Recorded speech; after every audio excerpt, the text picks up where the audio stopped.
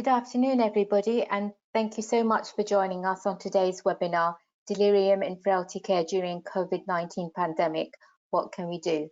Today's webinar will be presented by Mandy Rumley-Buss Associates at the Acute and Specialist Care Frailty Networks. First, we have just a few simple housekeeping points. This session is being recorded and therefore all attendees are muted to avoid background noise during recording. If you have a question, please type it into the question box on the right-hand side of your panel. Thank you. And now I'll hand over to you, Mandy, for your presentation. Thank you, Lena. Thank you all for joining. That should also say the Ambulatory Emergency Care Network. Sorry, I forgot to change it this morning. So the session today, I'm going to talk about delirium in frailty care, particularly during COVID-19, although much of what I'll say will apply whether we're in a pandemic situation or not, because delirium is delirium. So I plan to have a look at delirium, although I won't be doing that first thing. I'm going to look at the context and the society in which we live in now and understand it in relation to COVID-19. But obviously we will be looking at what is delirium and why is it so important for people who are frail. We're looking at how we can go about diagnosing that they've got delirium, looking at tools for use with delirium and their use. And there's lots of tools, depends if you're in an intensive care unit, if you're on a ward area, if you're in a care home, there's lots of tools that we can use. And we're going to explore some of those and thinking about delirium and the patient with delirium across all our settings and how we can work with patients and carers to predict and prevent delirium, because the biggest thing we need to do is try and prevent it, particularly at this time. Also, I think we should be looking at how can ambulatory emergency care, can that offer an option for assessing and same-day management during the pandemic of people with delirium? And certainly in my area and in clinical practice, that is what we have been doing rather than always admitting patients. So let's just have a look at some facts about delirium. Well, we know that if you're frail, your average length of, well, not the average length, say your average days of being alive is you've got about 1,000 days left to live. And if you actually get delirium, you're an inpatient in a hospital, your average, the median survival of patients who got delirium is 160 days. So that radically reduces people's 1,000 days quite substantially. So it's really important that we understand about it. Although the prevalence of delirium in the community is usually about 1 to 2%, in the setting of general hospital admission, this increases to up to about 24%. We'll talk about in the context of COVID, because actually this is even greater.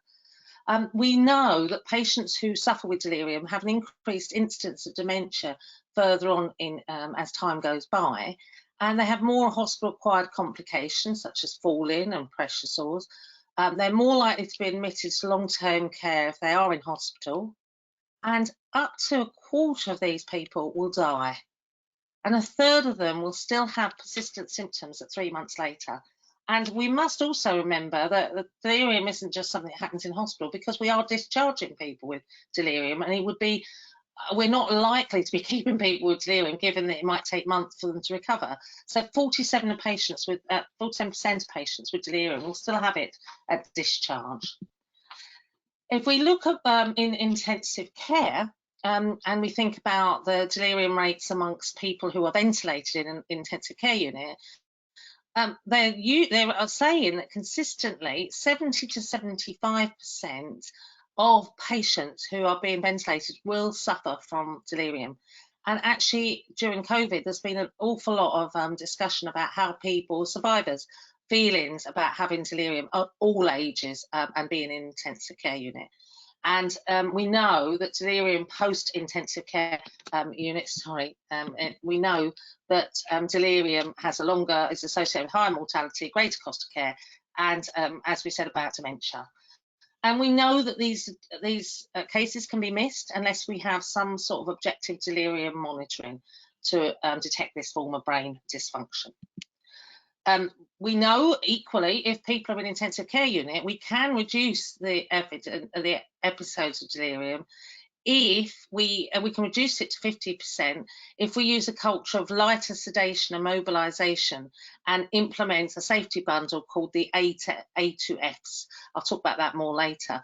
However, that is in normal cases very, very difficult at the moment in COVID, where in actual fact people in ICU are having to be more deeply sedated and for much longer than they would be otherwise. So all of these add to the problems we've got around what do we do about delirium and what are we going to do moving forward. So hopefully I will plan to talk about that. Why is delirium important? Well, as I've already said, it's often not diagnosed. It's a common problem without COVID-19. 15 to 30% of people are affected in acute care at any one time. It increased length of stay and complications, poor more outcomes, people die, people get admitted to care home. It takes a long time to get better. It doesn't always get better. There was some work just being done with the Society of Intensive Care Medicine that reckon that in COVID-19, 80% of ICU patients are getting delirium on wakening. So that is a problem within acute care.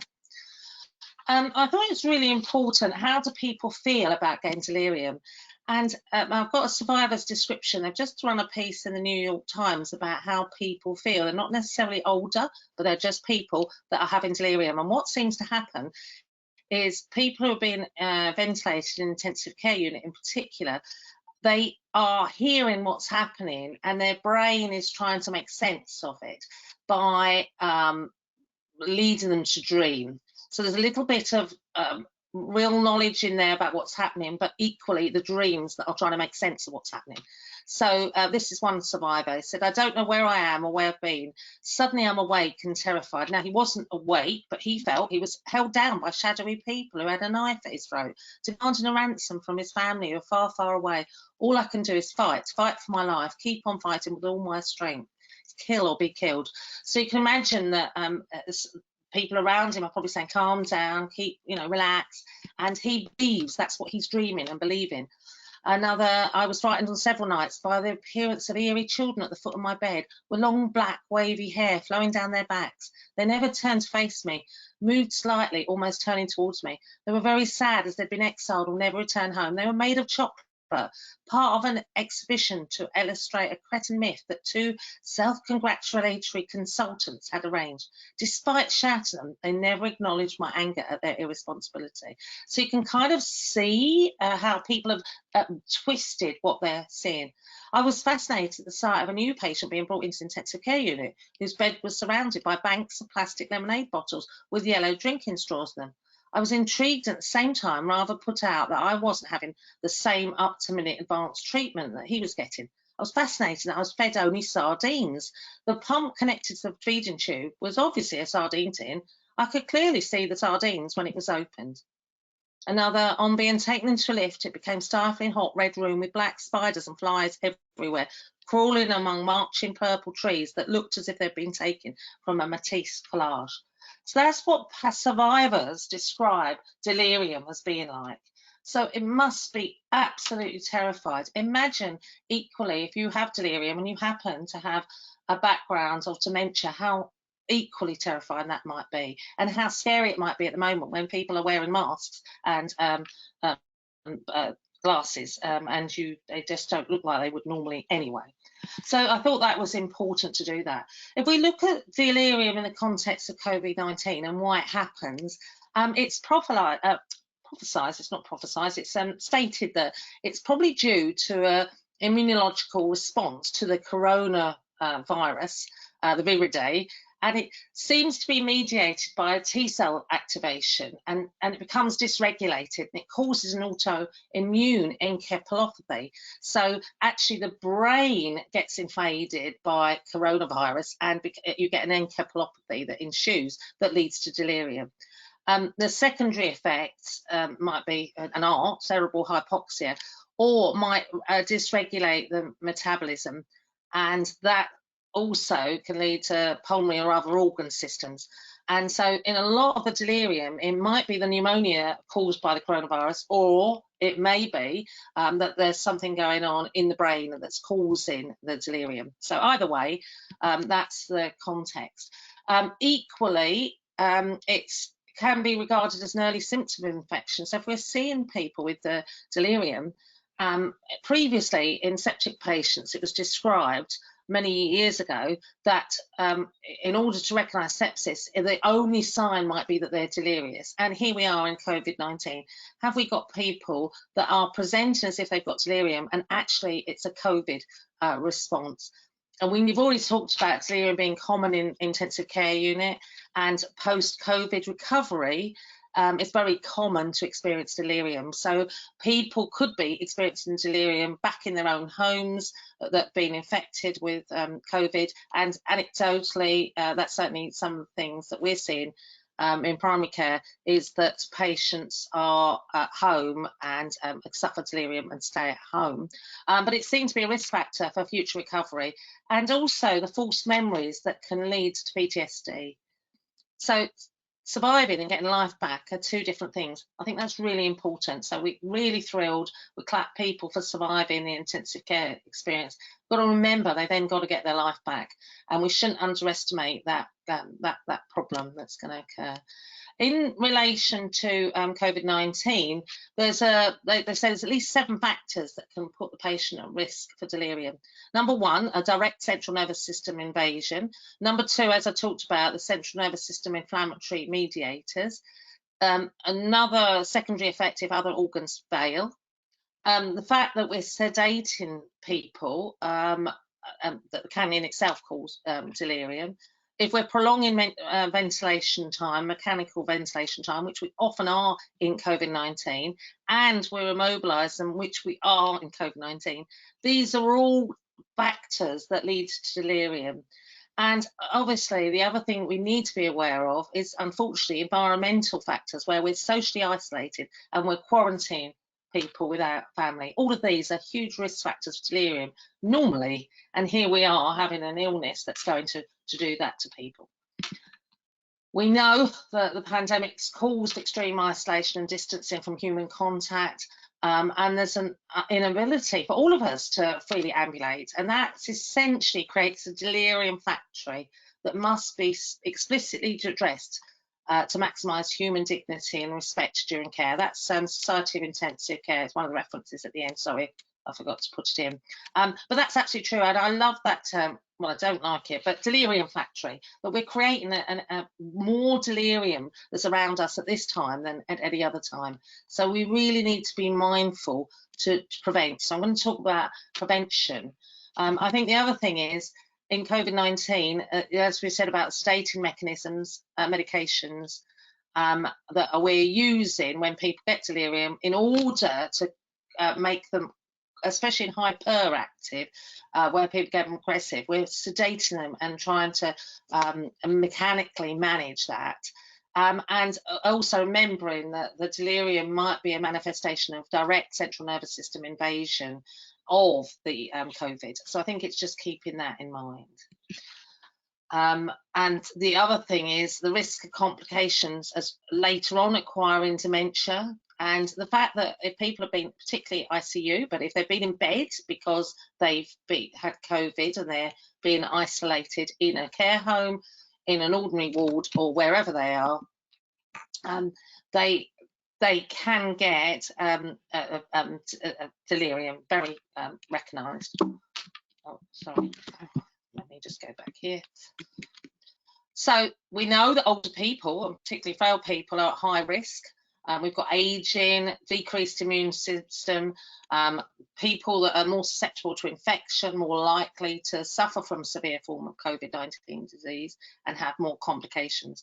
It's estimated the median duration of symptom of COVID to death is 11.5 days, approximately about 11.5 days if you're over 70. Whereas if you're younger, the development of severe COVID might take 14 days. So we recognise in older people, they're more at risk. Very interestingly, they're more at risk, but in our local care home, early cases were very severe, and now there are people that are asymptomatic but testing positive. So it's a very strange, there's still lots we don't know about COVID.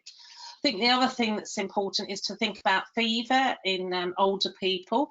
It might not be a sufficiently sensitive sign that somebody has COVID, so we shouldn't rely on patients having high fevers, because it can be absent even in severe infection. And when they did a study, I think it was an American study, they found that only a third of patients over 60 who had proven flu had temperatures of more than 37.7. So older people seem to have temperatures that are just slightly above normal rather than very, very high. In America, they recommend that we modify the definition of fever for older people to be a single temperature of over 37.7 or 2 oral temperatures of more than 37.2. And if they've increased their temperature of more than 1 degree centigrade over the baseline, that's how we should think about fever for older people. So we should change what we're looking for. We know if people, older people, in China, there was 21.9% death rate in older people older than 80, while patients of all ages with no underlying chronic conditions had a fatality rate of only 1.4%. In Italy, where 23% of the population is over 65, 89% of COVID-19 deaths were over 70. So we know that they're at risk. So what is delirium? It's sometimes called acute confusional state, but it's seen to be a clinical syndrome. It's not just one disease. It's characterized by disturbed consciousness, disturbed cognitive function or perception, and it has an acute and fluctuating course. So it starts swiftly and it fluctuates, usually develops over 1 to 2 days. It's quite serious with poor outcomes, but we can prevent it and treat it. And I think what we should do, particularly in COVID, is assume that our older people that we think have got COVID positive, but we might not have necessarily got results yet, assume they are at high risk of delirium and try and mitigate against it and try and take some, try and observe them and expect it to happen, and tell families and carers what they're looking for and what can be done. We already have looked at what the consequences are, but it's important, and I like to think that it's a cognitive superbug. A few years ago, when MRSA came about and everybody was worried and everybody got concerned, we really got into that, and we looked at infection control. We looked at so many things across the world, and I think if we started thinking of delirium as a superbug that's going to affect our brain function and going to impact on our life, and I think we're going to start seeing it much more at the moment, then we would take it more seriously and we would look for it actively and we would try and prevent it. Because we know that it can be prevented, it can be treated, because you need to find the cause and treat it. If it does happen, good care can shorten the duration. Good communication, which is really hard at the moment when people are in masks and PPE, can reassure and also provide realistic expectations. And if you've got good practice, it saves money. But at the moment, who's talking about money? So that's another reason why it's important, why we should manage it. The consequences, we've already talked about, people dying. And it must be also recognised that if people who have got COVID-19 do get delirium and they get the hyperactive and they get agitated, they're a source of into-hospital disease spread, because those patients are often what we would call uncooperative, because they want to wander, they get very agitated, they get very aggressive, they might be spitting, because they're so distressed. And as we saw about the survivors, what they were seeing in their mind wasn't what the reality was. And so if we've got these patients who are hyperactive in overcrowded settings, and they've also got respiratory distress, or they're waiting for admissions to ICU, they're providing a danger not only to themselves, but to the staff and patients around them. So managing the hyperactive element, we may not be able to, as much as we want to, manage it with non-pharmacological measures, and we'll talk about that in a moment. So anybody can get delirium. It's multifactorial. The physician treating delirium should look for each cause, and we need to think about the causes. Medications are the most common reversible cause. So if somebody with frailty gets delirium, the first thing we should not do, gets COVID, I think the first thing we should be doing is looking at the medication, seeing if there's any that might contribute to a developing of delirium. Is there any we can stop? Is there any we can stop momentarily to sort of mitigate against them going on to develop a delirium? We look at the types. I've already talked about the hyperactive or the hyper-alert type of delirium, in which the patient can become agitated, can be wandering, can become quite combative.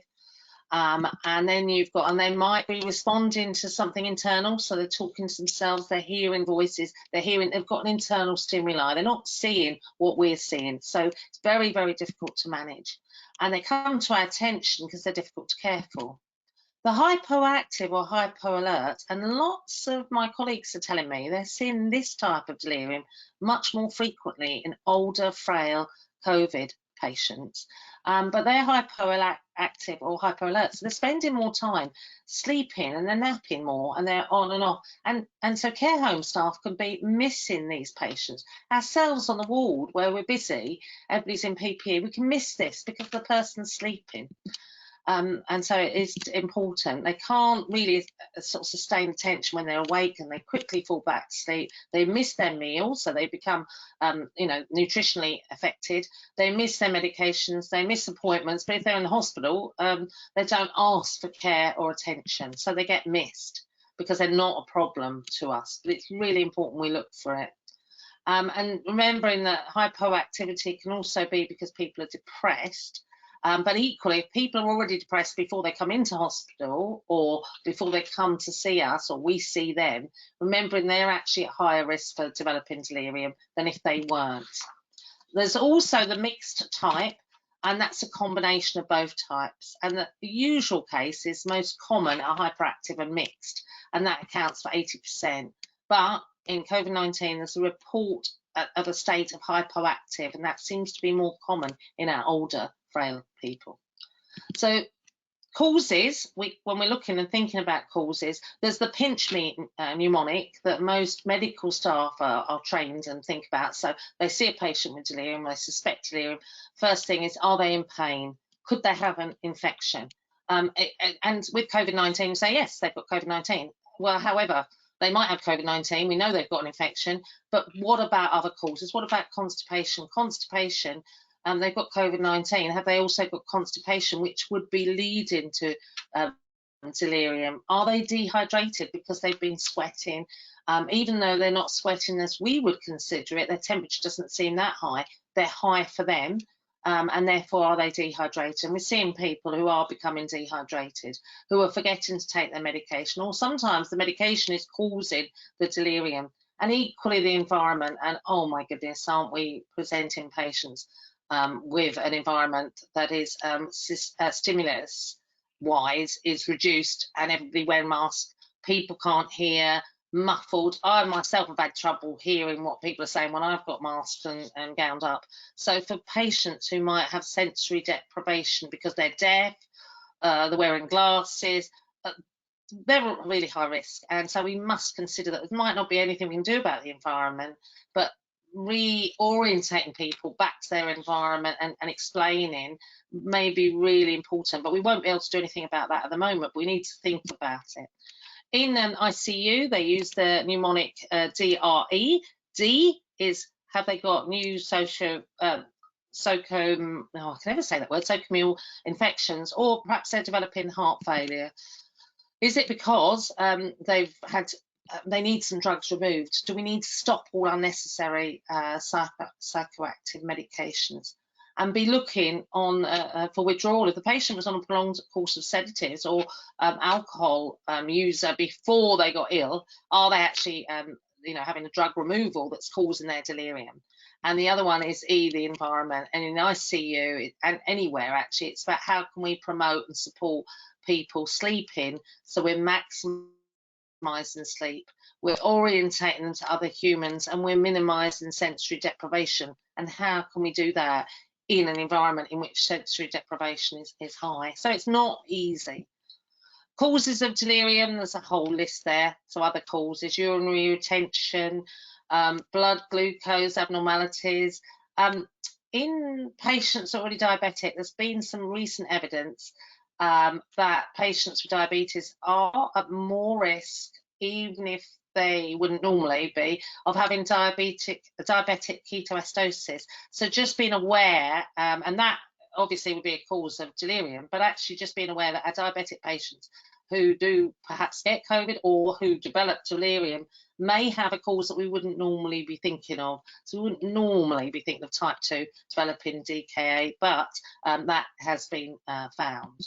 Medication that's known for causing delirium is opioids and the neuroleptics, benzodiazepine, antihistamines, cardiac glycosides, steroids, NSAIDs, tricyclic antidepressants, anti-Parkinsonian drugs. They're all known to have a potential for delirium, but they might be causing more delirium than you're expecting. So, and there's some drugs as well that we know can be connected. So if we're thinking about assessment, what assessment tools can we use with delirium? And it doesn't matter what your environment, one of the best ways, and particularly in ambulatory emergency care, in frailty in general, it's been suggested that we use the 4AT as a test for checking patients, and regularly using 4AT to see. It's very quick, very dirty, and I'll talk about it in a minute. It's about, how alert are they? What's their attentiveness? Do they keep falling back to sleep while we're talking to them? And the other thing that's really important, have they got acute change? If we're looking at the 4ATs, there's a confusion assessment method that's used in ICU, and it's really good. I put one of the references in, but you can use cards to show patients when you're trying to take them off the station and see if they can recognise, and you can see that. There's other tools that are rated there, so we'll talk about them. And the Richmond Agitation Station Score is used mostly in ICU, but if we've got people with hypoactive, then that's a good assessment tool because they're drowsy. So when you're looking at somebody and then 12 hours later somebody else is looking at them, if we all use the Richmond Agitation Score or Agitation Station Score, we might be able to say whether the patient's getting better or they're staying the same. So we'll just look at these now. So if we look at them, the 4AT is because it takes 2 minutes. It's very quick and simple. No special training is required. And there's 4AT. I'm not going to go into it so much because I wanted to get on to the Richmond Agitation Station Score. This is used in ICU, but I think this lends itself very nicely to any environment if you've got someone with hypoactive delirium or even hyperactive delirium, because you've got a patient, if they're alert and calm, they start off with a score of 0. If they get agitated, the score goes from 0 to +1 to +2 to +5. If they're hypo delirium, they score below, so it's -1, they're getting drowsy, -2, it's light station, -3, moderate, -4, deep, and -5, unrousable sedation. So what we'll often find is people with hypoactive delirium who are, so they're minors, is that we'll find that very often they might be in a state of, that you can rouse them, but they're very deeply sedated. And when you rouse them and you start talking to them, you'll keep their attention. But the minute you start just walking away and watch them, they'll fall straight back to sleep. And they might not even, be unrousable is 5, but deep to moderate, they do put some more words around that. But that could be very useful in helping us to see, is this person staying the same? Are they getting worse? If they've got a RASS of -3, or if they've got it or less, -3, 4, 5, they should have their sedation decreased in order to go back to where they're alert and calm. And equally, if they're really combative, perhaps they're not sedated enough and should be assessed. Have they got pain? Have they got anxiety? Have they got something causing their delirium? And we should find it. But it's very good just to monitoring and keeping an eye on people. And I'll make sure on our website, for both frailty websites, I'll make sure it goes onto AC, the 4AT. Most of you would know it. I'll make sure these tools are on there for you. So, any questions I presume you'd interrupt, Lena, if there were any questions, but are there any questions? No, Mandy, we haven't received any questions so far. Just to remind you, please type your question into the question box, and I can read it out.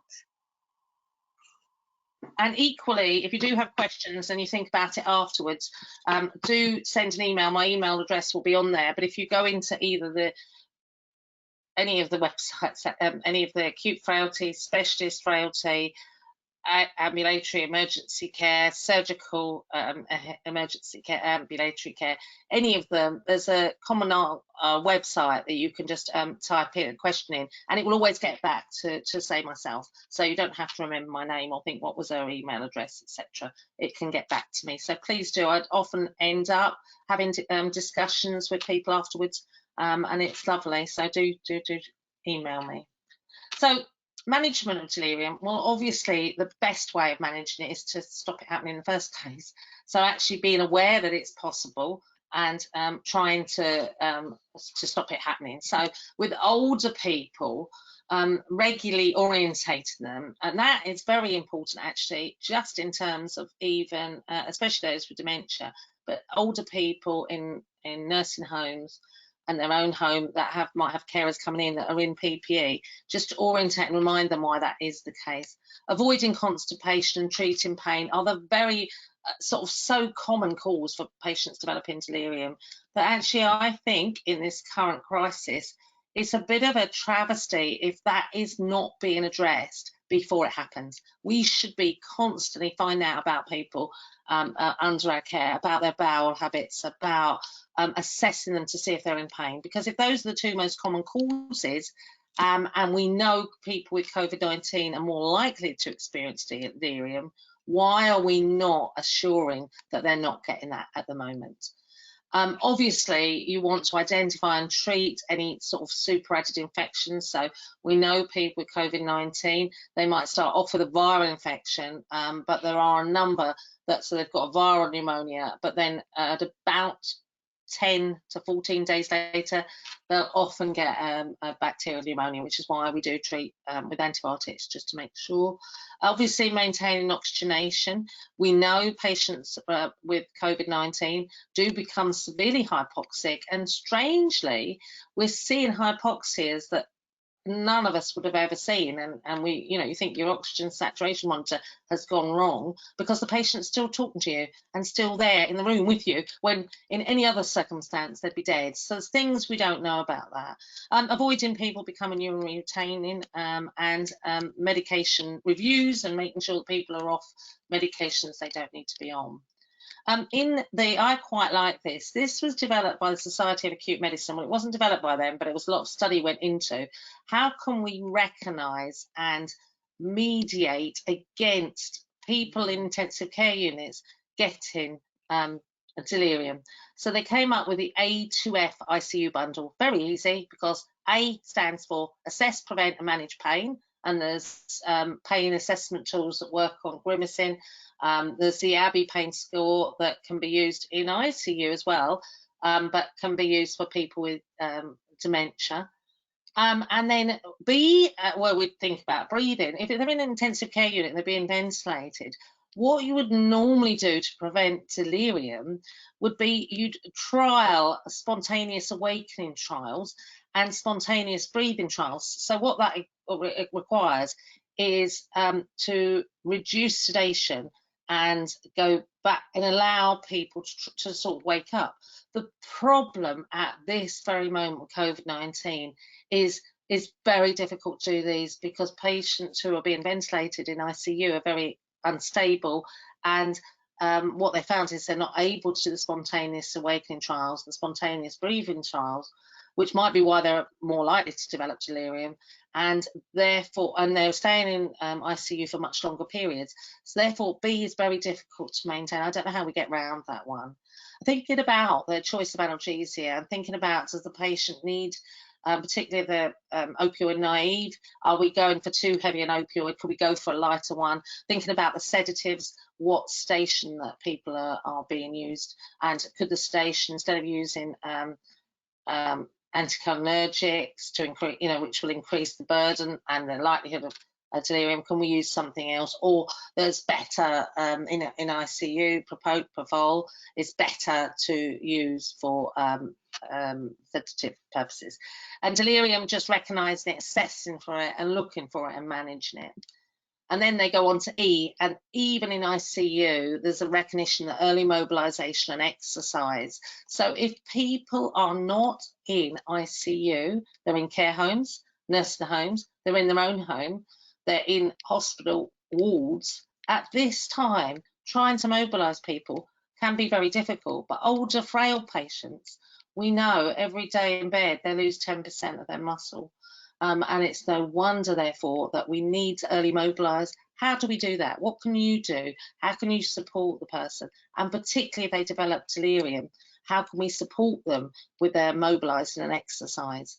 And family engagement and empowerment. If families are aware and they can support patients and carers, now that's a very difficult one at the moment. Usually in ICU, the families will be able to come in. Usually in hospital wards, care homes, families can come in. They can help support the person with a delirium. And in this time, here we are, socially distancing, very, very difficult one. So, you know, any thoughts about how you're managing that in your area would be really useful for all of us, but it is difficult. And again, that's why we kind of know that people are more likely to develop delirium. The BGS have recommended what we should do with delirium and COVID-19, and they're talking exactly what I've said about good general care, preventing, early detecting, non-pharmacological management, because of the risk of harm to others, and that risk of benefit versus harm that the person with COVID-19, particularly if they're delirium and they're agitated and they're combative, could be at much higher risk to others and spread of the disease. So what we might have to do is you go in earlier with pharmacological treatments to reduce that risk behaviour. And I hate to say that, but I think, you know, there are circumstances where we should do that earlier. So if you like, we're chemically changing that patient's behaviour and making them more hyperactive. But that's because of the risk to others in not doing so. I'm totally against it in normal days, but I do know some care homes near where I live, where the staff have accepted that combative, wandering behaviour in somebody with COVID, they try and stop it, but they accept that that's okay, rather than getting medical attention and support into the care home in order to sedate the patient so they're not putting others at risk. But even in complex patient, whereas patient has delirium in the context of COVID-19, you know, possibly that we haven't got enough staff. The same basic principles of risk assessment and applying Mental Capacity Act still apply. We shouldn't forget that. So that's an important point. The Scottish Intercollegiate Group in 2019 talked about the use of antipsychotics, such as quetiapine and risperidone, and they concluded that it didn't really reduce delirium severity, resolve symptoms, or alter mortality in acute care. And they also looked at those who were palliative cancer and found that actually those patients had worse delirium symptom scores than those receiving placebo. And that brings us to a bit of a dilemma, because what can we use? We know that some medications do lead to delirium. We know some support the getting out of delirium, support sedating people with delirium. And antipsychotics with an affinity and effect on the dopamine receptor can actually create a delirium in people with Parkinson's. So it's a bit difficult. Looking for the causes in terms of medication, anticholinergic medication, benzodiazepines can lead to delirium. Haloperidol can lead to delirium. Equally, these are all drugs we use to treat delirium. So it's very difficult, and I don't know that any of us really know the answer. Thinking about if people have got delirium, and if they've got delirium, they're at high risk of a kidney injury. It's thinking about stopping the damn drugs. So the damn drugs are diuretics, ACE inhibitors, metformin, and non-steroidal drugs. If somebody is acutely unwell, those medications should stop whilst that person is unwell. Because if you don't, they're likely to get AKI. But equally, if they've got delirium, it can make it worse if it's delirium due to infection. Stop-start medication review is important, and ACB. Were you going to ask a question there? Was there some questions coming, Lena? Because I can hear somebody. Yes, so we've had a few comments on the back of your slide. So thank you, Nicola. She's saying we are using atracurium a lot at the moment. This obviously requires heavy sedation. I assume these recommendations are to be put into place after this very acute phase. Yeah, it's very difficult. That's what I was saying. In ICU, we're having to balance the patient that needs ICU because of COVID-19. We can't apply some of these measures because we do need to use heavier sedation on those patients. But we are putting them at higher risk when we try and reduce the sedation and get them off the ventilator from developing their, we used to call it post-ICU itis.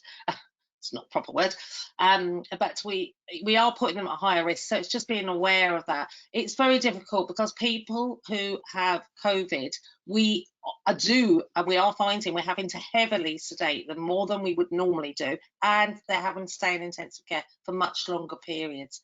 So actually, yeah, we're doing what we can. It's just being aware that those medications, when we start weaning the patient off, we might have more instances of delirium, and being aware of mitigating, perhaps, orientation with time clocks and things like that, and the simple things, sleep-wake cycle, all those things that we can perhaps use to mitigate against them developing an ongoing delirium. Interestingly, in the New York literature around the instance delirium and COVID-19 and survivorship and how people have experienced it, not necessarily older people, and there are some studies looking at whether the heavy use of sedation, one sedation over another, leads to more likelihood of nasty delirium. But of course, it's still too early. We still don't know. We still don't really know. So it is difficult. So we have a dilemma. We've got people with delirium who are agitated. They pose a risk. What should we do? We've got a dilemma. We've got people that are needing to go onto a ventilation, and we know they need heavier sedation, and we know they need proning, and proning helps. And they're not saying it avoids delirium, but it helps the lungs and helps alveoli oxygenation. And there's no evidence that it leads to worsening delirium, but it can be hard to recognise delirium when the person's lying on their front with their face to the edge, and you're trying to look at facial expressions, but you can only see half the face. It can be difficult. So there's lots of dilemmas that we have. And how do we avoid the risks? Because we know that the people are at higher risk. What can we do? So what can we do? I've got Mrs. Smith because it's quite an interesting one. She's a real patient, but how do we manage her? So she's not an ICU, she's not on the severe end, but she's somebody living in the community, living with her daughter. She walks with a stick, she's self-caring with good cognition usually. She's got hypertension, she's got COPD, and last week she had a lower respiratory tract infection. She was treated with antibiotics. Despite this, she's got a hacking cough, and her daughter's worried because she seems no better. She wondered, could it be COVID-19? Last night, Mrs. Smith had visual hallucinations, saw people sitting on a bed watching TV and stopping her sleeping, and was shouting, restless and fidgeting. She couldn't sit still. I'll come back to when you're talking to her, but she's conscious, but she does have a lot of difficulty paying attention, and she's fiddling, with the clothing. So how can we manage her? We don't know that she's got COVID. Her daughter's struggling because she's kept her awake all night. She's clearly becoming unwell, and she does need to be investigated and looked at. So how are we going to manage her in these times? What can we do? And one thought that in 6 months ago, we would say these patients would not be suitable. But now we're saying, could ambulatory emergency care be an answer? Cottrell in 2018 said a key role for ambulatory emergency care is in providing a credible care model for acutely unwell patients whilst decongesting the emergency department, reduce the pressure on limited inpatient beds, and addressing patients' preferences to remain at home as much as possible. What's interesting, Mrs. Smith, if I saw her 2 years ago, or even 9 months ago, her daughter, who wasn't sleeping, would probably be at high. Well, in fact, I've met a Mrs. Smith last year, and her daughter was saying, "You've got to take her into hospital. I can't manage her. I can't cope." Whereas this true Mrs. Smith, I'm talking about now, her daughter was saying, "I'm worried she could have COVID-19. I'm worried that something's wrong, but I don't want her to go in hospital and stay. Is there anything that can be done?" And so that in itself is leading to patients' preferences to be staying at home. So they'll opt to go in hospital if they can have investigations and can be looked at on a day case and then go home. So lots of ambulatory emergency care facilities around the country a year ago would be saying, no, these people do not need ambulatory emergency care. They're going to take a lot of time to discover the problem. If they're this bad, they're going to be needed to be admitted. And if they're being admitted, we're going to take a few days. In COVID, we've kind of changed it, because if we're admitting patients, we're putting them in an environment where people are wearing masks and PPE and everything, and therefore are likely to disturb even the best of us and the youngest of us if we go into those environments in hospital at the moment. So can ambulatory care, emergency care, be an answer? Certainly, prior to the pandemic, North Bristol and Poole have developed ambulatory emergency care for older, frail patients, and they would try and do all the investigations, try and assess the patient, carry out a comprehensive geriatric assessment in ambulatory care and try and get the patient home, recognising that that's the best place, and trying to find the cause and supporting their carers with what to expect and how to manage that. And I just wonder, and I think that we kind of missing a trick if we don't consider ambulatory emergency care for the patient to be investigated as to the cause and to be managed to return home. So if she might be dehydrated and could be rectified in ambulatory emergency care. Older people are going in frequently to ambulatory emergency care, getting their IV fluids, and they're checking bloods and returning home, and then being followed up in a few days by ambulatory care or by GPs in primary care. So it's really important to think about, could that be an answer in this case? So it's very quick and easy for people to say, right, she'll have to stay at home, we'll have to manage it, and the family not really being aware, and they're scared. There's COVID-19, they don't know what the outcome's going to be. Is her mum going to die? And you know, what point should she go in? And is she was very good from a frailty perspective. She had a clinical frailty score of 4 when I think it might have been 3, but it was 3 or 4. And so therefore she's on the milder frailty score. So it's about, could she actually be managed in an ambulatory emergency care and returned home? So that's what could be. We talked about the problems of delirium in hyperactive and about how to manage that, so I'm not going to talk about that. When we come to managing delirium, though, so if we're managing delirium, managing that lady, we've got to think about what could be the cause. Is she hallucinating because she's got a life-threatening other cause? She hasn't got COVID, but she's got an acute life-threatening cause. Perhaps she's severely hypoxic. Perhaps she's postural hypertension, very low blood pressure, low glucose. Is she withdrawing from medications? Or drug intoxication. So we've got to consider that, and in order to consider that, either we do it in the community if you've got the resources, or we might bring a patient in for ambulatory care with the suggestion that the person is going to go home that day. So we shouldn't try and find the causes. Obviously manage the physiological aspects and manage the concurrent conditions, the environment, medications, natural sleep.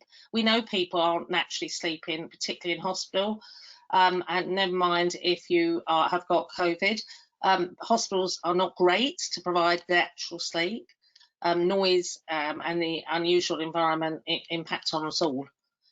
Being able to treat agitation and distress, communicating diagnosis to patients and carers, encouraging positive involvement of carers can be really difficult unless the person remains at home, and provide ongoing engagement and support.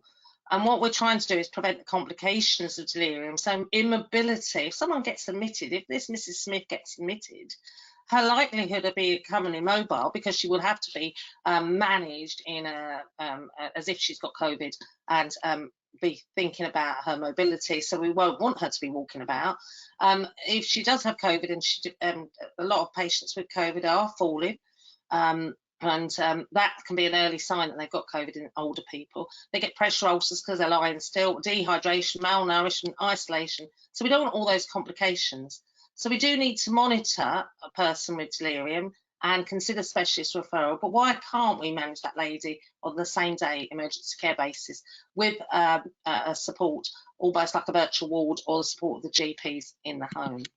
What about non-pharmacological? We talked about that we need to early mobilise a patient. Really difficult. Person like Mrs. Smith, what if she lives in a nursing home and she has to go in, and then she could have come into contact with COVID, so we want to isolate her. If we're isolating her in a room, how do we mobilise her?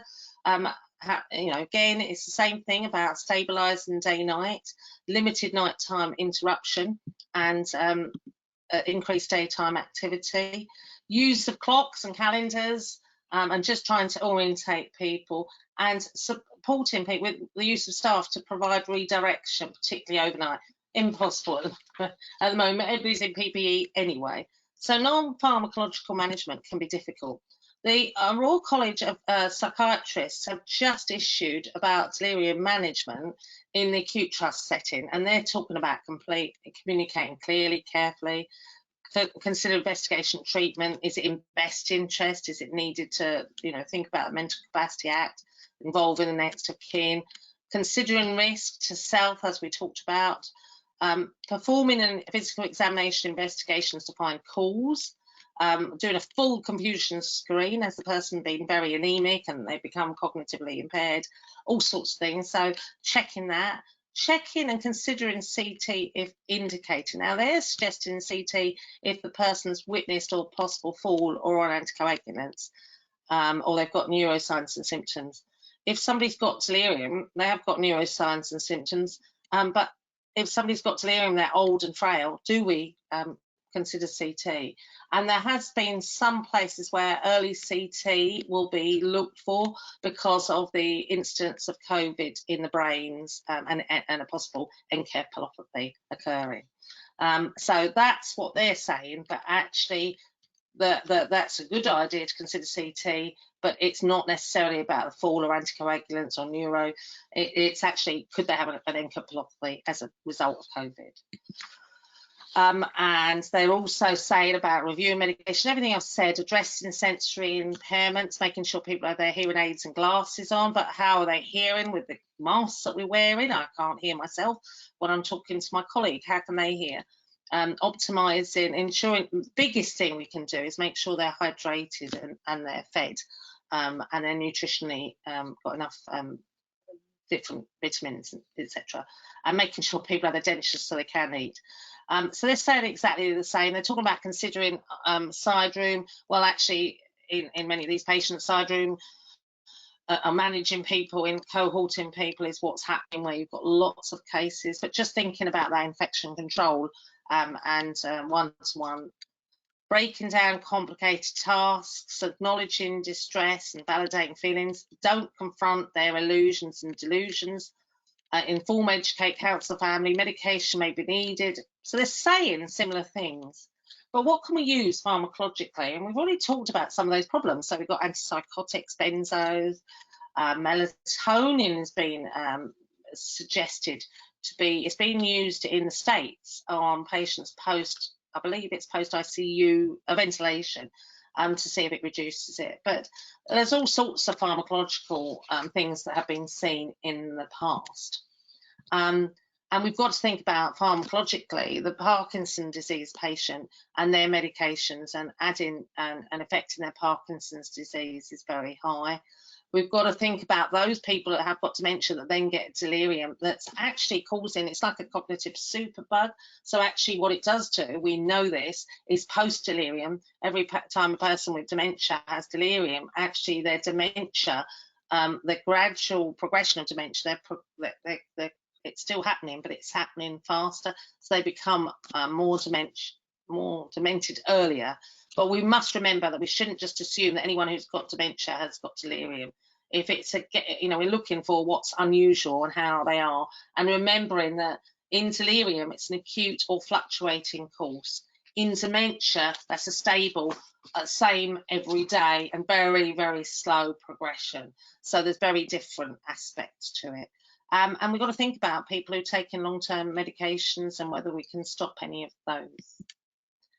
It's really interesting. The BGS have recommended the pharmacologically about what to give in COVID-19. And I've already said about what can lead to delirium, but they're talking about what's recommended. And they recommend haloperidol, but they actually suggest haloperidol in very, very small doses as a small starting dose, rather than going in for heavier doses, so very small. They recommend risperidone, but you've got to be careful with that with people with Parkinson's.